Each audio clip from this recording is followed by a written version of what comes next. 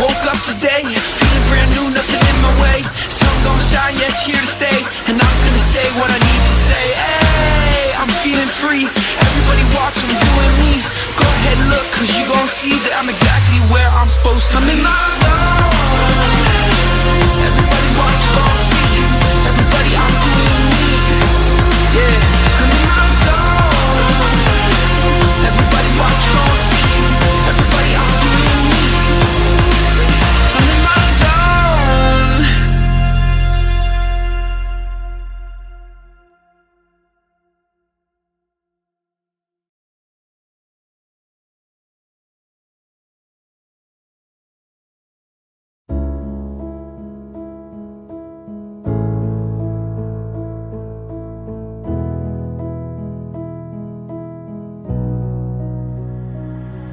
I've been talking in my sleep, I'm running deep, training till dusk. I've been playing hard to beat, I feel the heat, it's never enough.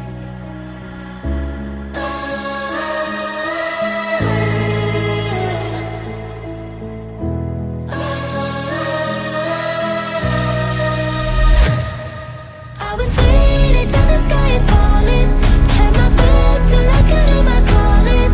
To the battlefield, we hear the drumming. To the flames, we're champions to rise. The arena, destiny is calling. Like the fire, victory is rolling. On the podium, when we start humming, hear the echoes, glory never dies. I've been chasing every dream to the extreme, the essence of trust.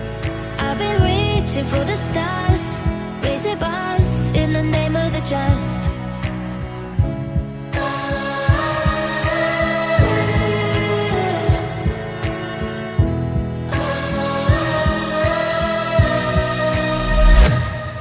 I was waiting till the sky had fallen, had my back till I could hear my calling. To the battlefield, we hear the drumming. To the flames, we're champions to rise. The arena, destiny is calling. Like the fire, victory is rolling. On the podium, when we start humming, hear the echoes, glory never dies.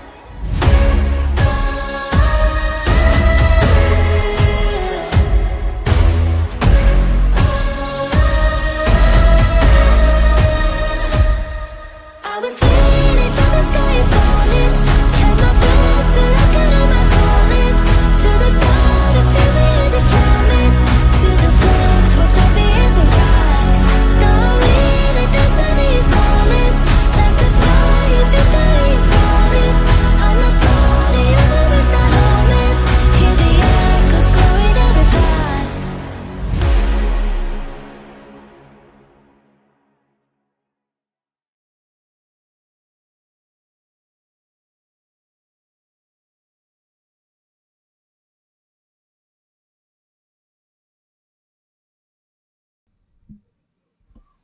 Hello, hello, hello. Welcome to another episode of the Penguins Collective podcast.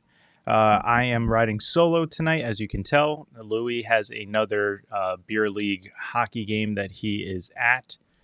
Just don't mind me while I try to adjust my camera.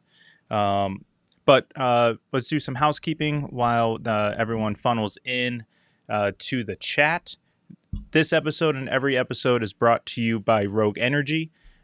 Please, if you are purchasing, use our link, rogueenergy.com/penscollective, as well as our code TPC10.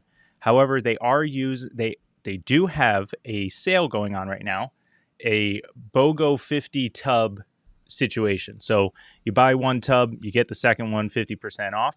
So if you're going to use that code, use our link, and you can use the code BOGO50, and that way you can still get that good sale, which is better than the TPC 10.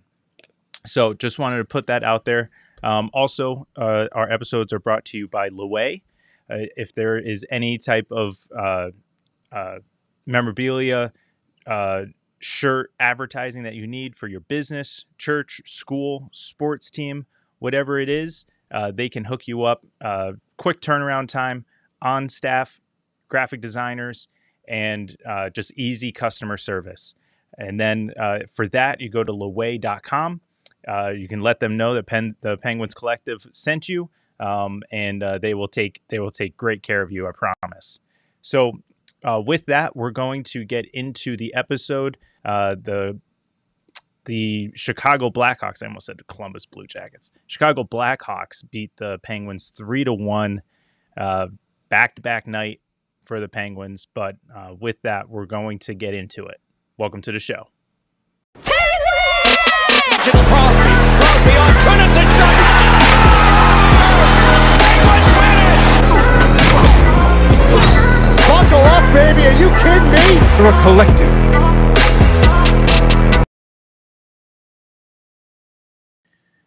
All right.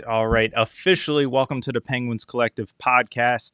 I am throwing up the chat, so we will have that up there with us as we go through the episode. You know the deal. Put your thoughts in the chat. We'll bring it up. We'll go over the game. We'll talk about everything. We'll try to talk about everything and nothing at the same time. But I'd be remiss if I'm not to bring up the topic of today. And it is not Penguins related, but it is hockey related. So with that, I'd like to say congratulations to Alexander Ovechkin breaking the career scoring record previously held by the great one, Wayne Gretzky. And I stand corrected. I thought it was going to be a goal from his spot. The left circle hashes. But in fact, it was a wrister between the two circles that got him the scoring title. It was a record that most, if not all, thought was never going to be broken by Wayne Gretzky. And Alexander Ovechkin comes in 2006, 2005, 2006. Same year as Crosby. And absolutely fantastic career. Congratulations to Alexander Ovechkin. I'm keeping my feelings out of it and just keeping facts as facts. He is now the single greatest goal scorer in NHL history with 896 goals, I believe it is. So congratulations to him. It was awesome. The way the Capitals kind of handled everything, and the Islanders being gracious and, you know, allowing for the moment and the celebration to occur. Don't know if I actually liked it, but, you know, if it was post the game, I think that would have been better, but I get it. You know, it'd be in the moment. It just happened. Let's do the celebration. So 895. Thank you, Armand. I couldn't remember if 895 was the tying goal or if that was the breaking goal. So appreciate it. 895 is now held by Alexander Ovechkin as the greatest goal scorer of all time. With that, I'm going to just say one negative thing. ESPN put out a nice, awesome tribute video. They actually did a few of them. So I don't know how to fully describe this one. This one was the one that was voiced over by John Butchergrass. So it's on their socials. You can find it. The only gripe I have with the video is that they kind of start the video by saying that the NHL was desperate for, I don't know, that excitement, I think is what he was saying. And then in comes Alexander Ovechkin in 2006. And granted, he did come in with hype. He was exciting right out of the gate. He beat out Crosby for the Calder, I believe it is, for Rookie of the Year. So he beat out Crosby for that. So obviously his first year was super exciting, and the hype and everything around it was warranted, you know, but at the same time, Crosby was, you know, the one that everyone was saying is the next one, you know, I don't know. I have a hard time, you know, giving the credit to Ovechkin for launching the accelerated growth of the NHL, through his career. If you want to credit both of them, I'm fine with that.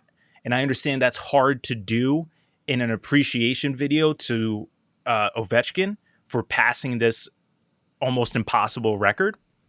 So my only counter argument would be just don't put that in there, because you're making it sound like it all thanks to Ovechkin for, revitalizing the league in like when he came into Washington. And I just don't know. I don't know how I feel about that. But other than that, I thought it was fantastic. And then a little side note, little side parallel sports note on it. If anyone follows baseball, for the last, I don't know how long this guy has been in the league, about 10 years, Nick Castellanos of the Philadelphia Phillies, if anyone knows this kind of little, I don't know if you want to say, I don't know what it is. I don't know how to explain it. But what happens is whenever there's like a life event, whenever there's like a serious event that goes on in the world or in sports, Nick Castellanos is just launching bombs into the crowd. And within the first like 15, 30 minutes of Alexander Ovechkin scoring his 895th goal to break Wayne Gretzky's record, Nick Castellanos hits a grand slam into the crowd. So it's just wild. Like some of the other like big events is like, like when Osama bin Laden was assassinated, he hit a home run. There's other, I'm blanking on other events, but like there's just like these other like huge like landmark events that take place, and Nick Castellanos is in the background just launching bombs. So it's just hilarious. And of course, today he can add that to his resume. I don't know if he's aware of it. I'm sure he's aware of it. And I don't know if he's doing it on purpose at this point, but I just find it hilarious that, of course, he's par for the course. Another tacky sports reference for this, but it's just fantastic. So again, congrats to Alexander Ovechkin in breaking that record. And we'll see at the end of the year. I'm sure we'll have a handshake with Crosby, to as Armand is saying here, one of the pillars that helped grow the hockey. Absolutely, that's a great way to put it. Absolutely, like instead of saying just like literally just leaving it as Ovi, you can literally just say like one of. That works too, because like that's what everyone is saying about him right now anyway, is that he's not the greatest, he's one of the greatest. So same thing what Armand is saying here, he could have just been one of the pillars that helped the growth of hockey during that time. So yeah, that's a great point, Armand. That's exactly how you kind of want to do that. All right, so to tonight's game. Playing a back-to-back, playing the team that Ovechkin tied the record against in Chicago, and you saw it. Okay, there's two reasons why we lost tonight.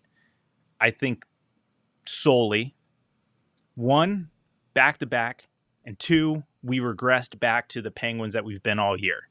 Poor defense, bad neutral zone, couldn't enter the offensive zone, and when we did on 5-on-5, we couldn't get anything set up. Now, granted, the power play, they found their groove in setting things up and how they wanted to play in the third period. But I don't know where this team was. This was not the team that we saw last night. Last night was a team that was competing for every puck, that everything was going their way in terms of calls as well as, passes and shots. Tonight, it just wasn't clicking. And that's all right. It's, usually you're going to hear me in the beginning of the season. It is early, we'll turn the page. It's just one of 82. We'll get it back. At this point, it is what it is. At this point, it's okay, we didn't get any points to help with the draft situation. And I understand you don't want to root for your team to lose on purpose. I agree. I don't either. However, since we are so bad, let's just, like, tonight's effort, that's perfect for these last 4 games that we have for the year. That's great because it shows that you're trying, but at the same time, like, totally okay if you get smoked out of the water, which is probably going to happen most of these games down the stretch because I'm pretty sure we play Carolina. Next is Chicago again, but in Pittsburgh. I think we play Carolina. We play Washington. So it's, who knows what's going to happen, Armand, now they will play better on Tuesday. Absolutely. And I think they will. And it's more so because they have the day of rest. Because, yesterday you play in Dallas. Now you have to fly to Chicago and then play another day game. So there's really, obviously they flew last night. So they get in late. Then you got to wake up, get everything ready. I get it. They're professional hockey players. This is their life. I don't need to try to make excuses for them. David, do you think we'll see any more wins before the end of the season? It's a great question. It'll probably be Chicago that we do. But at the same time, for some reason, these last couple weeks, we're kind of playing to the level of our opposition, kind of the way we've been for the last several years. So I wouldn't be surprised if they come out against, like a Washington, just because I can confirm that that's who we're playing at the last game of the year. So last game of the year, playing Washington, maybe we come out hungry, kind of want to make a statement to end the year on a high note. I wouldn't be surprised if they squeak out a win in there as well. So, yeah, I don't think it'll be all straight losses, David, but I think they'll probably get 1 or 2, which will make the race for, however you want to call this, top 5 draft pick, super tight. It's already super tight, but it's going to get even tighter. Armand, thank you. Home Tuesday against Chicago, at New Jersey on Friday, home against Boston on Sunday, and against Washington to end the season on the 17th. So honestly, New Jersey is still super injured, super hurt. So maybe that could be a win as well. Boston is playing horrible this year. They are actually in front of us. So right now we're positioned at 7. Okay, we're at 7th draft pick, and Boston is at 5. So that's the type of season they're having. So, David, to your point, instead of 1 to 2, I could possibly see 2 to 3 wins here. Okay, but at the same time, I also said that we would lose to Dallas by a lot, and we lose to St. Louis. Now, granted, we lost in overtime, but we could have easily won that game. So maybe I'm jinxing myself here, and we just end up losing all of them to the ones that I'm saying we're going to win. But we'll see. We'll see. But tonight's game was interesting. 2 bad teams playing. That's kind of what it felt like the first, period and a half until we couldn't possess the puck on a power play, and Chicago takes it shorthanded 2-on-1, and they score. And then they kind of just dictated the rest of the game, to be honest. It was all Chicago. We had some chances. We had a goal that got turned away, but at the same time, I understand it went in the back of the net, but that's such a blatant high stick by Lizotte. But I like the fact that Lizotte's, trying. I like that he's trying. So we'll take it. But at the same time, Koivunen, he gets a point. He gets another point tonight because he was on the power play goal by Raquel. So that was a nice little tic-tac-toe play between Rust, Koivunen, and Raquel. So that was sweet. That was great to see that setup. Now, granted, that was a little bit too late at that point, late in the third. I think there was like 4 minutes left. That would have been sweet if they were to do that on the power play that we gave up the shorthanded goal on. Then that's a complete 180 switch. We would be up 1-0, and they would be the ones trying to claw back. But, hey, it's the butterfly effect. What woulda, shoulda, coulda. Okay? There's really not much to write about in terms of this game. That's why I'm like totally okay with going solo tonight. Louie and I were talking, and he was like, it's Chicago. It's not a big deal. We haven't had we haven't missed one in a while. It's okay. And I said, it's fine. Like you said, it's Chicago. I don't mind doing it. We'll just make it a quick one, and it is what it is. But a few things that I do want to talk about. The young guys. Young guys are looking really good. I like the way Rucker he's really found himself, which will be discouraging once he has to go back to Wilkes-Barre, which makes sense. Our season will be over at that point. So it'll be exciting to see how he handles the playoff run for Wilkes-Barre going forward. And the same thing with Koivunen. Koivunen is just one step behind Rucker, I believe. We talked about it last episode. Rucker is going to start next year in Pittsburgh. I think Koivunen is like now I could be wrong. Again, he could start the season in Pittsburgh, but I think he's going to start the season in Wilkes-Barre, and then midway somewhere along the lines, could be early, but somewhere along the season he's going to be called up to Pittsburgh, and then that'll be his spot, and he'll be here a part of the new wave for Pittsburgh. But how they're playing now is great. I think they've 4 games and they have like 3 points now. So 3 or 4 points. Like that's kind of what you want to see out of them. If it was super flashy, even better. But at the same time, you didn't want to see them lost.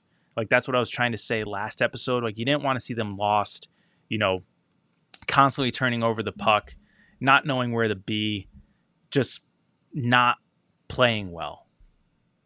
But they are rookies. They do have their moments during these games, but there is more good than there is bad.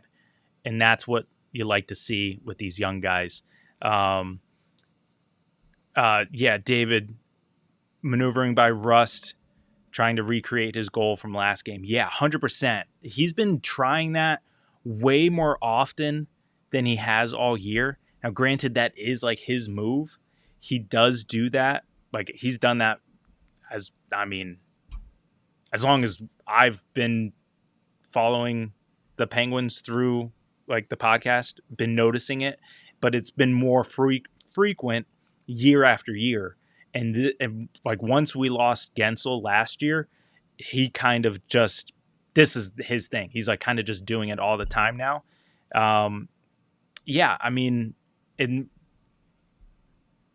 Does it always work? No, it doesn't. But it's nice to see the aggressiveness, get down low, try to make something happen. Tonight when he did it, the puck became loose after the fact and, everyone was stabbing at it. That's another way to get a goal. We talk about it all the time.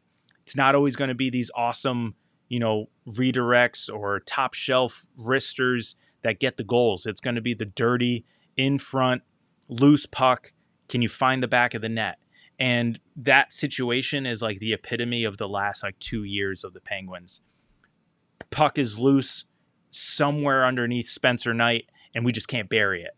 We talk about it all the time. When Patrick Hornquist was here, that loose puck, back of the net, always.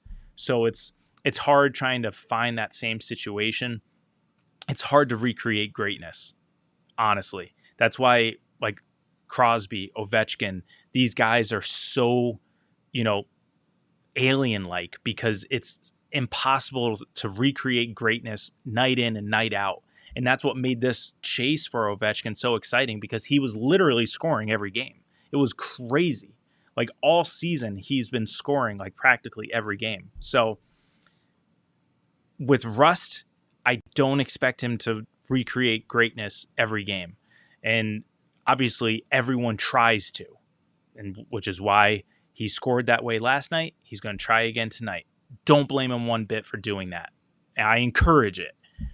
But he's not at Crosby's level, so we're not going to see it night in, night out. And that's why, trying to appreciate Crosby even more so now, because he is even more so on the back end of his career. And this greatness is just phenomenal. We talked about it, 20 seasons, point per game. I think he's going to get 21, but it's not a guarantee anymore at this point. Like, you hope and you think that he will, but it's no longer a guarantee. So the recreating of greatness is going to be extremely difficult. Dubas has a plan. We don't know what it is. We speculate all the time of what it may be, but it all starts, with who we have in our system in terms of Pittsburgh, and then followed by Wilkes-Barre. And I don't know how they're going to shuffle the seats, but that's what is going to be so exciting about the offseason, and then training camp and preseason, all of that down the road. But one last thing I want to touch on is the draft. I brought it up that we are currently in the 7th spot with 74 points. That is counting tonight. Okay, so we had 74 coming into it, and because of the loss, obviously, we are staying put. Now, we are at 78 games played. That is the most in the league currently. Now, granted, there are other games that are going. I think there's other games going on, or some games that may happen later tonight. However, you also have Anaheim, who is right behind us at 9th spot, also at 74. So we need them to keep winning. And then we have Buffalo directly behind us at 8 at 72. We need them to start winning so they can get some points. Now, they're only at 75 games played. So just so if you may be confused now as to why Buffalo is behind us at 8 with 72 points when we're at 74, it's the way that the draft actually works is point percentage, which means the points you have earned based off of the games you played. So Buffalo, because they have played 75 games, have 72 points, which technically by that rate, that point percentage rate, that puts them below us. If you're thinking at 1 through 10, we're 7, they're below us at 8. Now, if they keep losing, and then obviously they're going to jump us, even if they stay, if they win one more, let's just say, and they get to 74, then, because that percentage of points, that's how that works, unfortunately.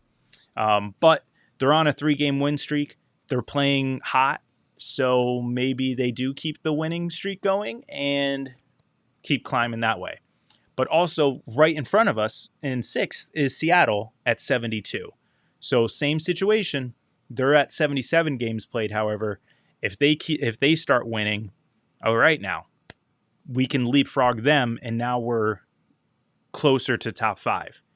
And one thing that Louie and I keep asking ourselves, is this really important? Should we really care about this?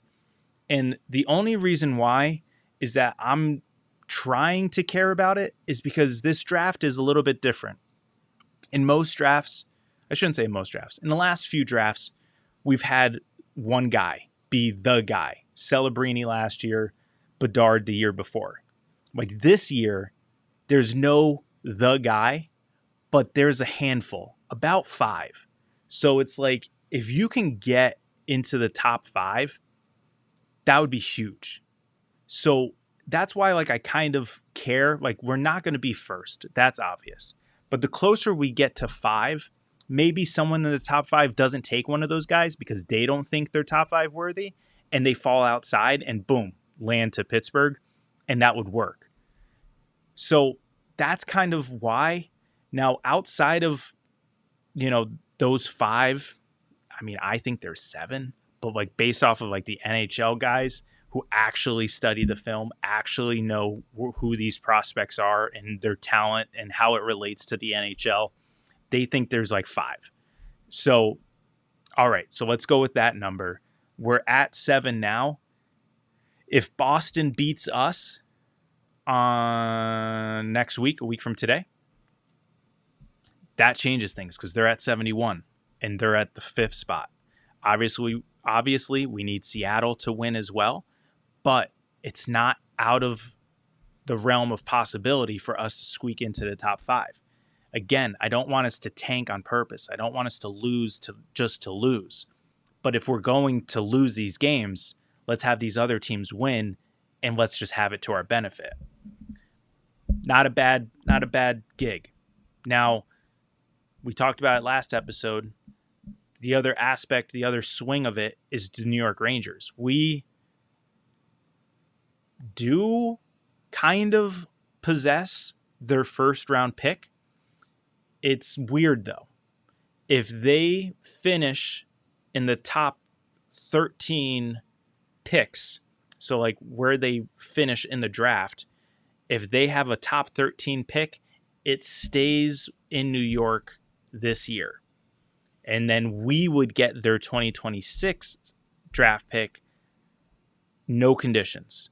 It'd be unprotected. It is solely ours. Now, if that is the case, that was what we're referring to last episode in terms of really hope New York Rangers are just absolute dog water next year. And then obviously we get their first round pick and maybe we get a shot at McKenna. That's unlikely just because it's the New York Rangers. They're still going to be somewhat good, kind of as they are this year. So it'd be interesting to see how that plays out as well. So don't forget about that pick. And because of it, let's just say we do get it this year. I wouldn't be surprised if we use it to either move up or to go and get someone. I don't know. We'll see. That's where it's so fun to like speculate about all this stuff because we have so much draft capital, so much potential of movement in the draft if that's what Dubas wants to do. Or, it's been reported by The Athletic that he wants to get NHL ready guys. Okay, so then package that draft pick with some others that we have 30 of and go get someone. I don't know who is trade available because right now, like who was available at the trade deadline that wasn't dealt is maybe not who he's looking for. He may be actually looking for someone like greater because the offseason, more people become available. Different people become available as opposed to at the trade deadline. And then especially when you're going to attach like a first or second round pick, that changes the ball game on who you're actually willing to trade when someone's offering like a first round pick. So that's where the fun's going to begin. So yes, we're ending this season on a low note in terms of the way that we've played all year, but the offseason is going to be fun, especially for nerds like me who enjoy, the wheeling and dealing and the contract negotiations and the free agency and the draft and all that stuff. So hang tight, hang with us. We're going to try and follow along as we go. We're going to try and be on top of it. If there's something being reported, we're going to try and put it out there. We're going to try and be on top of things because this may be a fun offseason to follow. But before we get there, last thing we want to remind everyone, our season ends the 17th against the Washington Capitals. But it keeps going. The Wilkes-Barre Scranton Penguins have clinched a playoff spot. They are battling for that second spot in the division to get a first round bye in the playoffs. Regardless if they get it or not, we are going to follow their playoff run. Hopefully it's multiple rounds, but even if it is just the first round, we are going to follow every game and do the same thing that we're doing right now. We're going to go live post-game. We're going to watch the game. We're going to discuss it afterwards. We're going to react the way we do for these games. Hopefully with a little bit more zest and enthusiasm, because it's the playoffs. Every second, every shift, every shot matters. Everything is going to be a little bit more at stake, and it's going to be a lot more intense. Wilkes-Barre's going to get Rucker and Ville back. They're going to have Miroshov, Blomqvist, and Larson in net. Some sort of rotation among those three. They have Owen Pickering. They have an exciting group of guys down there. Then they have a bunch of guys that they've had all year that, aren't essentially prospects for us, but they've been playing extremely well for Wilkes-Barre, just like AHL guys. So it's a great team. My son and I were going to the game next week on the 12th.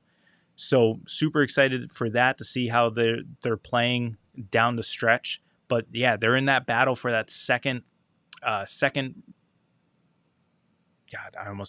overall pick. Second position in the division, which again would allow them a bye in the first round. So stay tuned for that. That will be coming up. We're probably going to transition like immediately after, because I think the Wilkes-Barre's last game is the 19th. So we may not do a live after that, but we may be just following along that game. So I think that's going to do it for tonight. I'm going to keep it somewhat short. We're still almost 40 minutes into it. So I had a lot of caffeine today, so I'm juiced, ready to go. But thank you guys for joining me. I appreciate everyone who hopped in the chat. Armand, David, thank you guys for keeping me in check as well as entertained. So I do appreciate that. We are back at it Tuesday. Same team. We'll be home this time. So we'll be in Pittsburgh. I believe it is a 7 o'clock start. So about this time is when we'll be starting our live on Tuesday. So come hang out with us then. Look forward to it. Thank you again, everyone, for hopping on and listening to me ramble for the last 40 minutes. And with that, I will say, as always, let's go Pens. It's Crosby. Crosby on Kunitz and shot. Penguins win it! Buckle up, baby. Are you kidding me? We're a collective.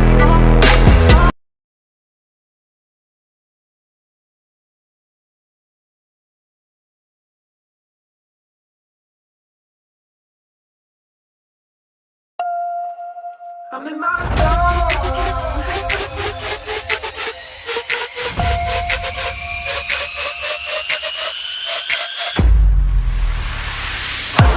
Woke up today, feeling brand new, nothing in my way. Sun gon' shine, yeah, it's here to stay. And I'm gonna say what I need to say. Hey, I'm feeling free.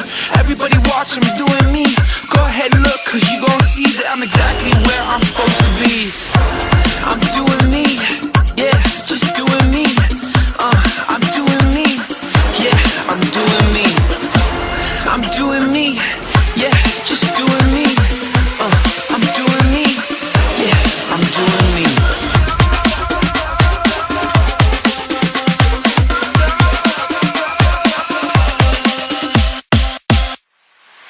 I'm in my zone. Everybody watch, you gon' see. Everybody, I'm doing me. Yeah, I'm in my zone. Everybody watch, you gon' see. Everybody, I'm doing me.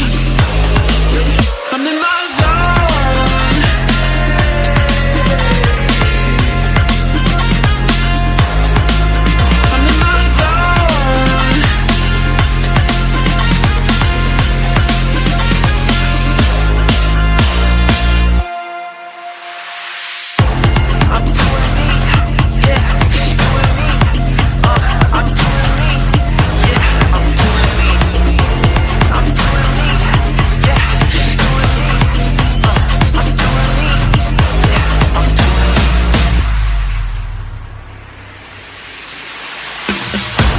Woke up today, feeling brand new, nothing in my way. Sun gon' shine, yeah, it's here to stay. And I'm gonna say what I need to say. Hey, I'm feeling free. see that I'm the